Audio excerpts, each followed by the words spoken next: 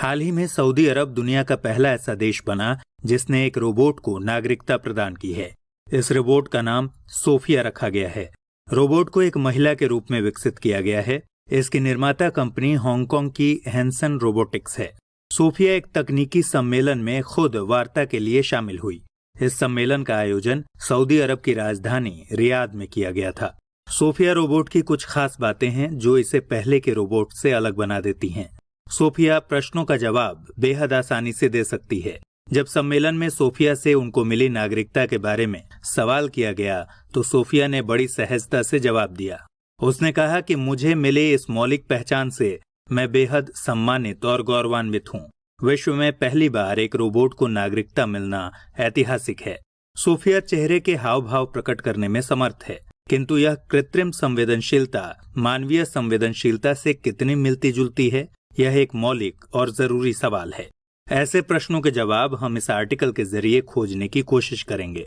Sophia robot को मिली नागरिकता की खबर ने दुनिया भर के लोगों को खूब चौंकाया। खास तौर पर सऊदी अरब की महिलाओं की तरफ से सोशल मीडिया पर तीव्र प्रतिक्रियाएं प्रकट की गईं। ट्विटर तथा फेसबुक पर सवाल खड़े किए गए कि क्या सोफिया रोबोट को सऊदी अरब की आम मुस्लिम महिलाओं से ज्यादा अधिकार प्राप्त हैं, क्योंकि सोफिया बिना किसी पुरुष अभिभावक के तथा बिना बुर्के के मंच पर उपस्थित हुई। सऊदी अरब के कानून के अनुसार कोई भी मुस्लिम महिला बिना पुरुष अभिभावक की सहमति के शादी करने, पासपोर्ट के लिए आवेदन करने, देश से बाहर जाने, विदेश में पढ़ने, सार्वजनिक स्थान पर बिना बुर्के के निकलने जैसे कार्य नहीं कर सकती। इन्हीं कारणों से इस बहस ने जोर पकड़ लिया कि एक रोबोट महिला को आम सऊदी महिला से अधिक अधिकार कैसे प्रदान किए जा सकते हैं। कुछ लोगों ने यह भी सवाल उठाया कि सोफिया एक विदेशी महिला की तरह दिखती है, तो क्या सोफिया का मुस्लिम के रूप में धर्म परिवर्तन कराया गया है? यदि कराया गया है तो इसे आम सऊदी महिलाओं से अलग विशेष अधिकार क्यों दिए गए हैं? और धर्म परिवर्तन नहीं कराया गया है तो सोफिया विदेशी होने के कारण सऊदी अरब की नागरिक नहीं बन सकती, क्योंकि सऊदी अरब के कानून के अनुसार गैर मुस्लिम व्यक्ति को नागरिकता प्रदान नहीं की जा सकती है। इस तरह के तमाम सवालों से सोशल मीडिया भर गया, किंतु सऊदी सरकार की तरफ से कोई आधिकारिक जवाब प्रदान नहीं किया गया। आगे देखने वाली बात होगी कि सऊदी अरब की सरकार इन सवालों के जवाब किस तरह देती है, कैसे रोबोट्स को मिली नागरिकता से उठे सवालों का हल निकालती है। सरकार के लिए यह बेहद मुश्किल हो सकता है, क्योंकि सऊदी अरब उन देशों में से एक है जहां महिलाओं को बहुत कम अधिकार प्राप्त हैं। अगर ऐसे में एक रोबोट को अधिक अधिकार मिलते हैं तो सरकार को जवाब देने के साथ ही नए कानून पर भी विचार करना पड़ेगा।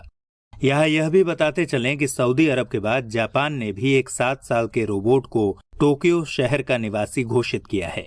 इस 7 साल के रोबोट का नाम शिबुया मिरे है। शिबुया मिरे रोबोट सऊदी अरब के सोफिया रोबोट की तरह भौतिक रूप से उपस्थित नहीं है, यह केवल डिजिटल रूप में ही उपस्थित है। यह जापान की लाइव चैटिंग ऐप लाइन पर हर समय चैटिंग करने के लिए उपलब्ध रहता है। लेकिन सोफिया की ही तरह शिबुया मिरे भी आर्टिफिशियल इंटेलिजेंस से युक्त है। इस तरह से देखा जाए तो यह एक प्रकार का नया चलन है जो अब दुनिया भर में गति पकड़ रहा है। इस नए चलन पर व्यापक चर्चा की जरूरत है।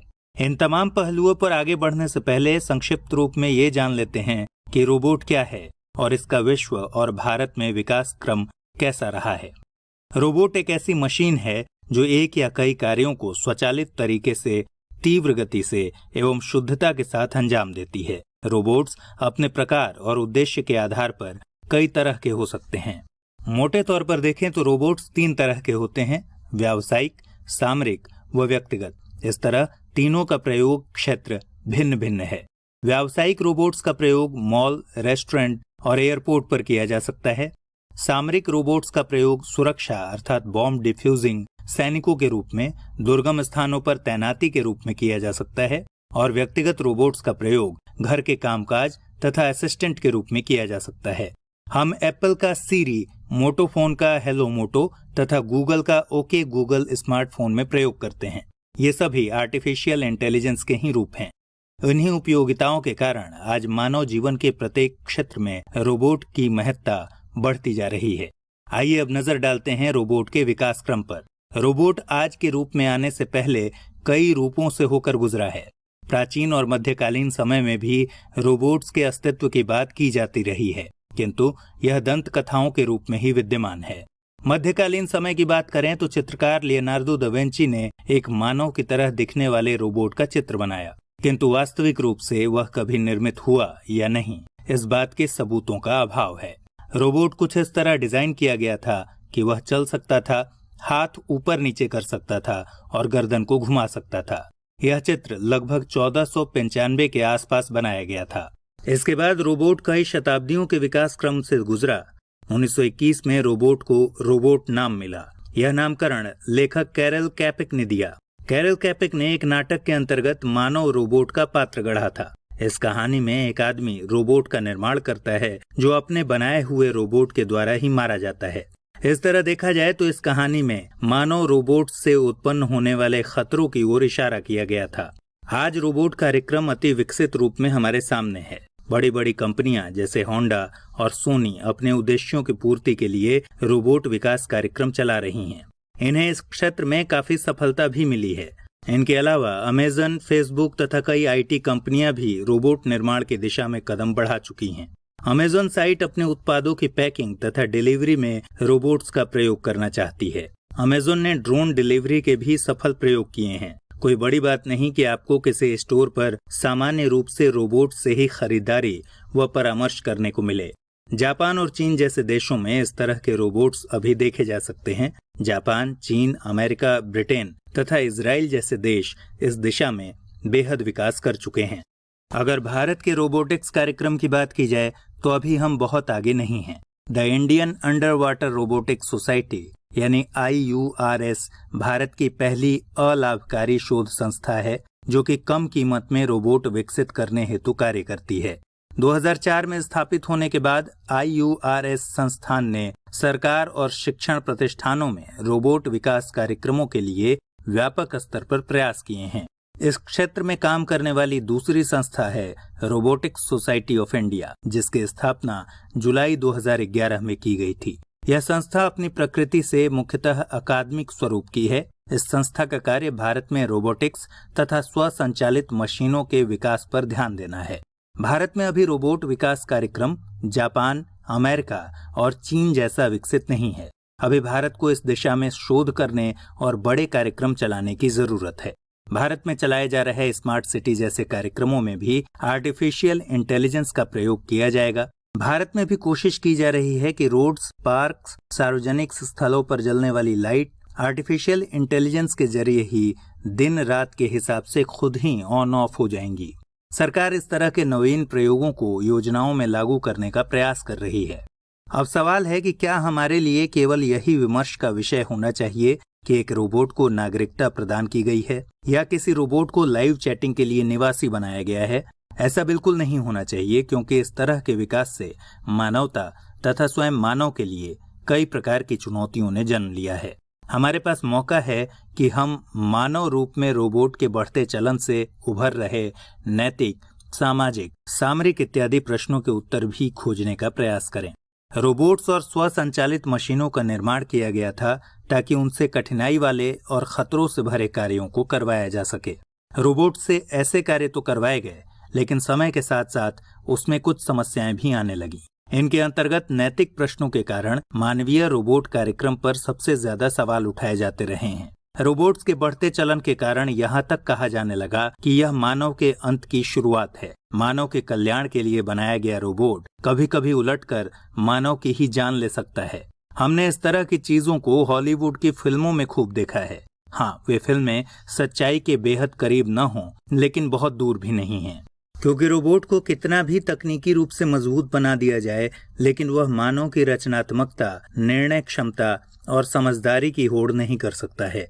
ये ऐसी बातें हैं जो मानव को धरती पर सब जीवों से बिल्कुल अलग करती हैं।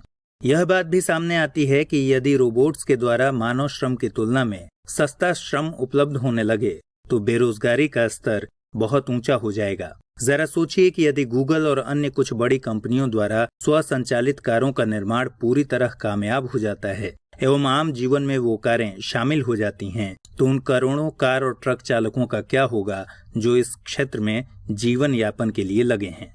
जाहिर सी बात है कि उन सभी लोगों के जीवन यापन पर संकट खड़ा हो जाएगा। कई रिपोर्ट्स उपरोक्त मुद्दे पर प्रकाशित हो चुकी हैं।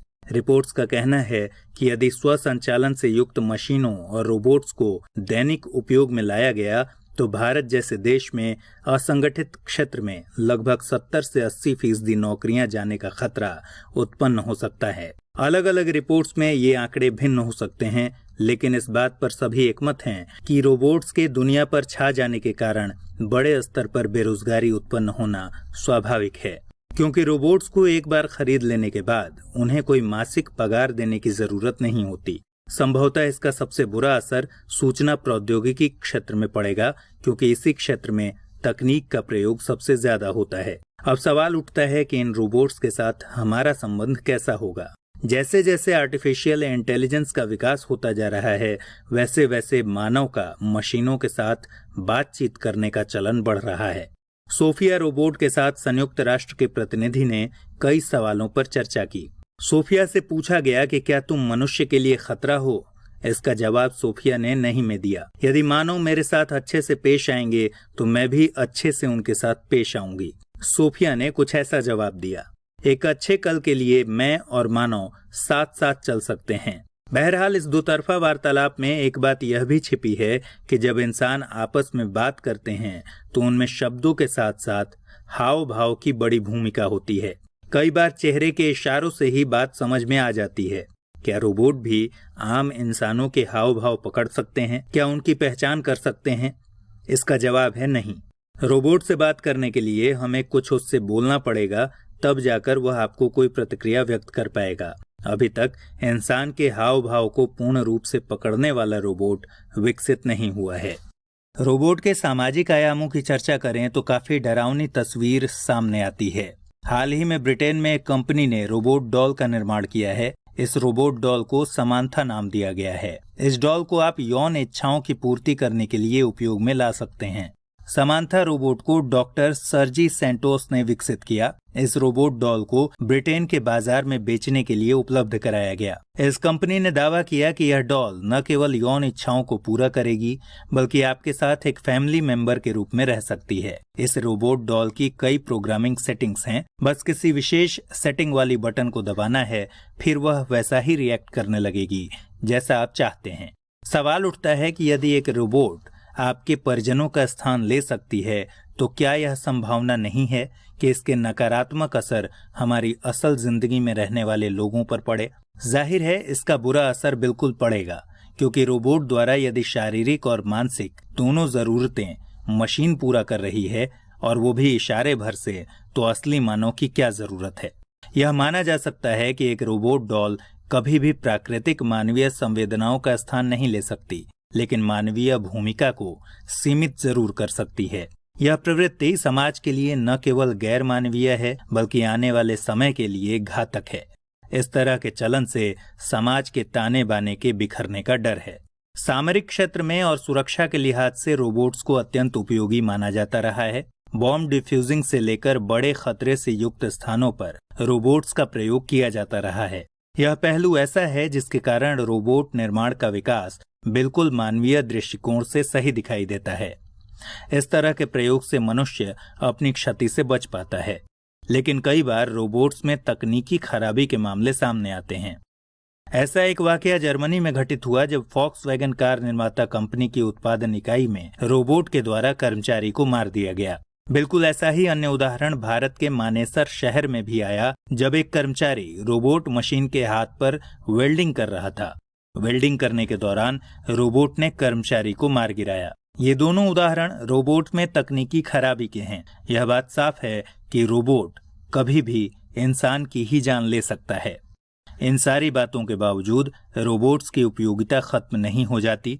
रोबोट्स की उपयोगिता विज्ञान, चिकित्सा, शिक्षा, सूचना प्रौद्योगिकी, गैर मानवीय क्रियाकलाप इत्यादि क्षेत्रों में विद्यमान है। नासा तथा इसरो जैसे संस्थान सफलतापूर्वक रोबोट्स का उपयोग कर रहे हैं। आज डॉक्टर्स रोबोट्स की मदद से ऑपरेशन और सर्जरी को कामयाब तरीके से अंजाम दे रहे हैं। कई खतरों से अवगत कराना रोबोट्स का महत्व रेखांकित करता है। यदि अमानवीय दशाओं और मानव कल्याण के लिए रोबोट्स का विकास किया जाता है तो इसमें कोई बुराई नहीं है।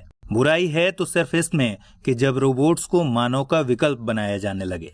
यदि ऐसा होने लगता है तो यह मानव का आत्मघाती कदम ही कहलाएगा। इसलिए रोबोट्स का निर्माण हमारे लिए है, न कि हमारा रोबोट्स के लिए। यह बात ध्यान देनी चाहिए। यह बात स्वयं सोफिया ने कही कि मनुष्य मुझे अपने अच्छे कामों के लिए इस्तेमाल करे, न कि स्वयं को प्रतिस्थापित करने के लिए।